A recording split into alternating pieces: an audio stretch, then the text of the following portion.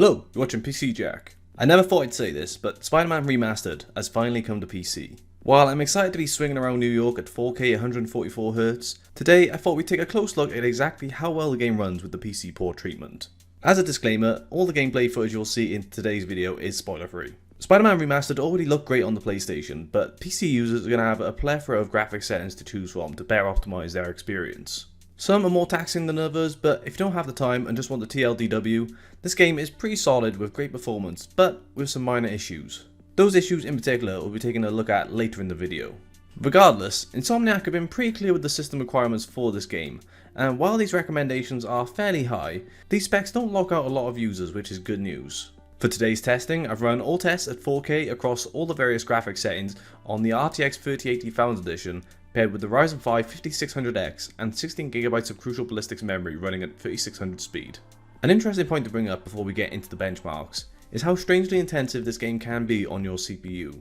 This has a significant impact on performance, especially with our 0.1% lows, but we'll take a closer look at CPU utilization later in the video. Starting with ray tracing set to very high, while this remained a pretty smooth experience mostly, our average did peak a little bit lower than ideal at 47 FPS, with 1% and 0.1% lows of 40 and 28 FPS respectively.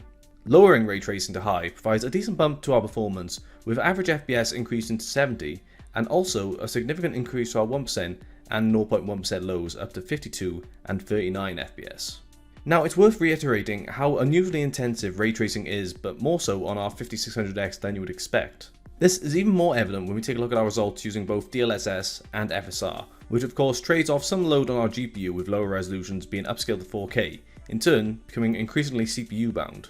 Moving on to pure rasterized performance. On very high settings, our performance increases even further with the lack of RT enabled, with an average FPS of 80 and smoother 1% and 0.1% lows of 60 and 48 FPS. Dropping down slightly to high nets us a similar increase up to 94 FPS on average, with fairly similar 1% and 0.1% lows as on very high. Medium sees us finally peak into the triple digits with our average FPS at 109, and 1% and 0.1% lows of 67 and 50 FPS. Dropping down to low provides a substantial boost to our 1% and 0.1% lows, finally both over 60 FPS with an average of 113 FPS, but at this point there is a noticeable degradation to our visuals. Finally, very low provides the best numbers of course, with an average of 129 FPS, 1% lows of 86 and 0.1% lows of 67 FPS. However, these settings are less than ideal to play at if you're looking to maintain at least some eye candy. Overall, without any upscaling options enabled, both RT and pure rasterized performance is pretty acceptable even on the high end. I will say however that while swinging through the city, you'd be hard pressed to spot the difference between very high and high ray tracing. This is obviously going to be most noticeable during slower segments, or most particularly with reflections.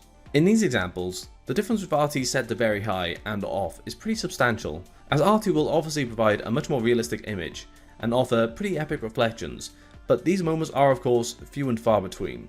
Personally, I just opt for high, but if you have a bit more power than myself, feel free to crank this to max, but you'll definitely want to make use of either DLSS or FSR for a nice little performance boost, depending on whether using an Nvidia or AMD GPU. While testing both DLSS and FSR, I've kept our graphics settings set to max, including RT set to very high for a worst case scenario if you don't want to optimize for greater performance.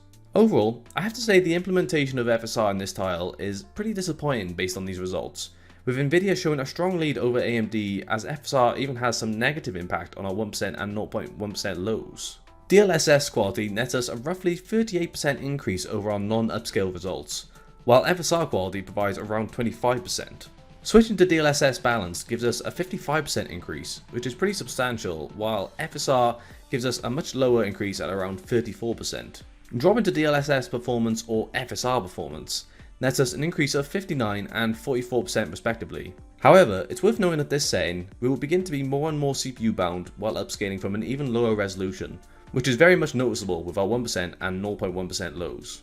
Finally, using DLSS Ultra performance nets us our largest performance increase in today's testing, with a massive 74% increase, while FSR Ultra performance offers an increase of 48%.